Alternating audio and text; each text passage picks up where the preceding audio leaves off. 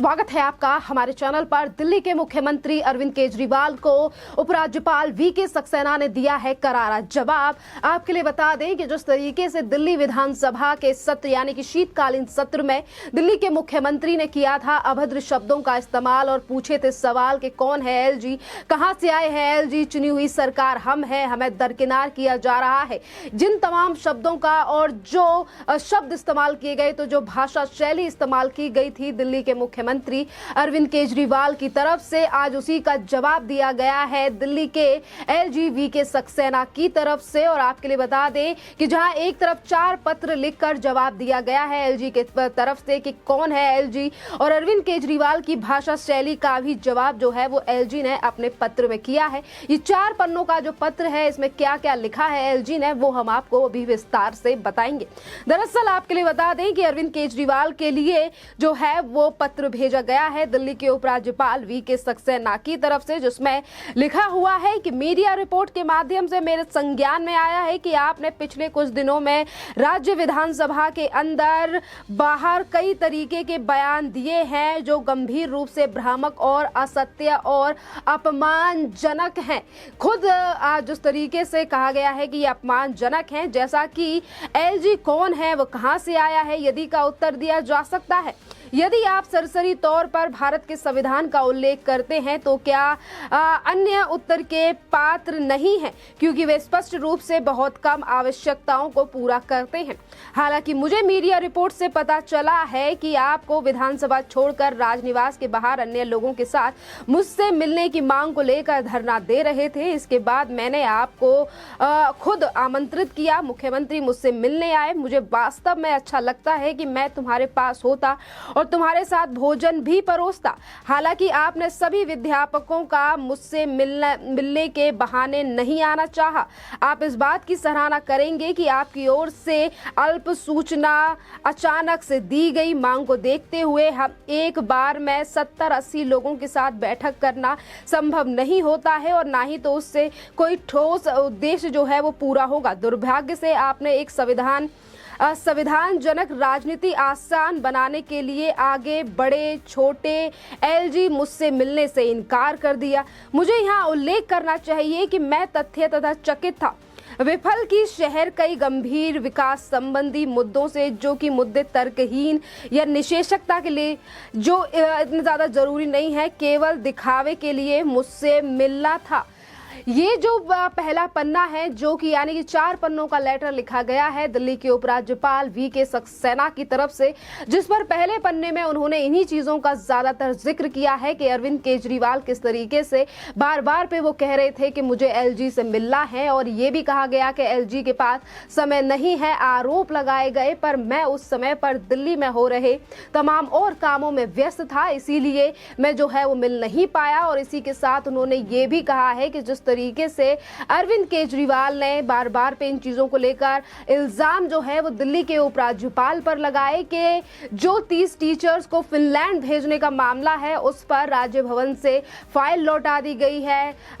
दिल्ली के उपराज्यपाल जो है वो मान नहीं रहे हैं। इन तमाम चीजों का जवाब जो है वो दिल्ली के उपराज्यपाल वीके सक्सेना की तरफ से दिया गया है। और ये भी कहा गया है कि जो भी बातें अरविंद केजरीवाल ने उनके खिलाफ शीतकालीन सत्र के दौरान विधानसभा में कही है वो असत्य है और अपमानजनक है। जिस तरीके से आज एलजी खुद इन चीजों का उल्लेख कर रहे हैं और कह रहे हैं कि इन चीजों का जवाब जो है वो दिया जा सकता है। जैसे अरविंद केजरीवाल ने पूछा कि आखिरकार कौन है एलजी, कहां से आए हैं एलजी, इन तमाम चीजों का अरविंद केजरीवाल को खुद पता होना चाहिए और उसका जवाब भी दिया जा सकता है। और इन तमाम चीजों को जो आरोप अरविंद केजरीवाल की तरफ से लगाए गए दिल्ली के उपराज्यपाल वीके सक्सेना की तरफ से, क्योंकि अरविंद केजरीवाल ने शीतकालीन सत्र के दौरान अपनी जो भाषा शैली थी वो बहुत ही के उपराज्यपाल के लिए थी, वो काफी ज्यादा अभद्र भाषा का इस्तेमाल जो है वो किया गया। एक तरफ पूछा गया कि कौन है, कहां से आए हैं एलजी, तो इसी के साथ ये तक कहा गया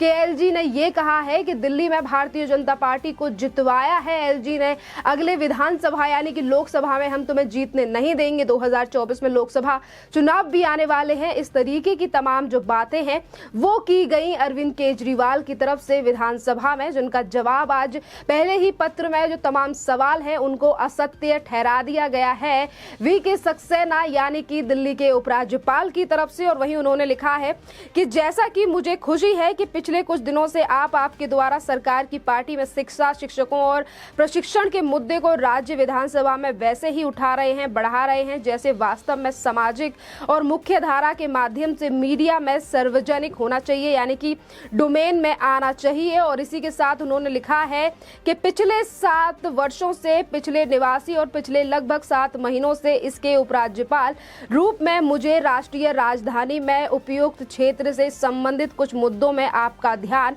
आकर्षित करना उचित लगता है ताकि मदद की जा सके। आप मौजूदा मुद्दों को समझते हैं और वास्तविकता और व्यापक तरीके से उनसे निपटते हैं। ऐसा करने में एक प्रमुख मास्टर के रूप में काम नहीं कर रहा, जैसा कि आप व्यंग्यात्मक रूप से मेरे बारे में बता रहे हैं, लेकिन लोगों का एक सौम्य लेकिन कर्तव्यनिष्ठ आवाज के रूप में जो भारत के संविधान, नैतिक बंधन और अपनी पवित्रता को प्राप्त करता है। सबसे पहले मैं कुछ बहुत ही बुनियादी सूचकों की रेखांकित करना चाहूंगा जो कि किसी भी संदेह के दायरे में बिना किसी प्रणाली के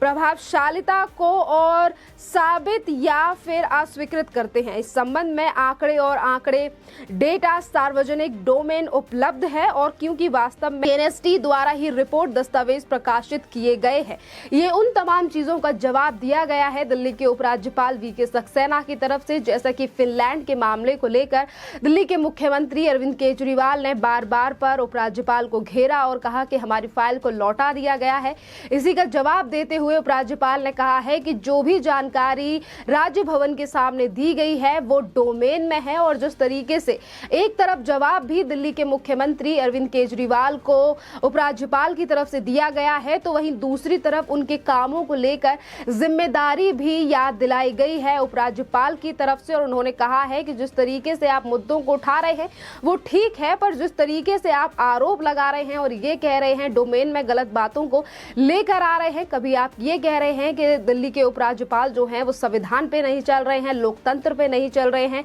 या फिर इस तरीके की भाषा शैली का इस्तेमाल किया जा रहा है कि एलजी ने भारतीय जनता पार्टी को एमसीडी में जिताया है, उस पार्टी की तो 20 सीटें भी नहीं आ रही हैं, इसीलिए 104 सीटें जो हैं वो एलजी की तरफ से आई हैं। इस तरीके की तमाम बयानबाजी जो है वो की गई थी दिल्ली के मुख्यमंत्री अरविंद केजरीवाल की तरफ से। खैर, जिस तरीके से 4 पन्नों का जो लेटर लिखा गया है उपराज्यपाल की तरफ से, जिसमें हर चीज का जवाब अरविंद केजरीवाल को दिया गया है कि वो कौन है, कहां से आए हैं, किन मुद्दों को लेकर अरविंद केजरीवाल ने झूठ बोला है और किन कामों को लेकर जो है वो प्रशंसा भी करते नजर आ रहे हैं। इस पूरे लेटर में दिल्ली के उपराज्यपाल वीके सक्सेना, देखना अहम रहेगा कि इस लेटर को भी किस तरीके से प्रस्तुत करते हैं अरविंद केजरीवाल। क्या इस लेटर के जवाब से बौखलाहट सामने आएगी दिल्ली के मुख्यमंत्री अरविंद केजरीवाल की, क्योंकि इससे पहले भी वो कई आरोप लगा चुके हैं और आज उनके लगाए हुए आरोपों को पहले ही लेटर के पहले ही पन्ने में उपराज्यपाल ने झूठा, असत्य जो है वो करार दे दिया है और कहा है कि ये जानकारी जो अरविंद केजरीवाल और जो सवाल पूछ रहे हैं वो पूरी तरीके से भ्रामक है। खैर, इस पूरे मामले पर आपकी जो भी राय हो आप हमें कमेंट करके जरूर बताइए। धन्यवाद।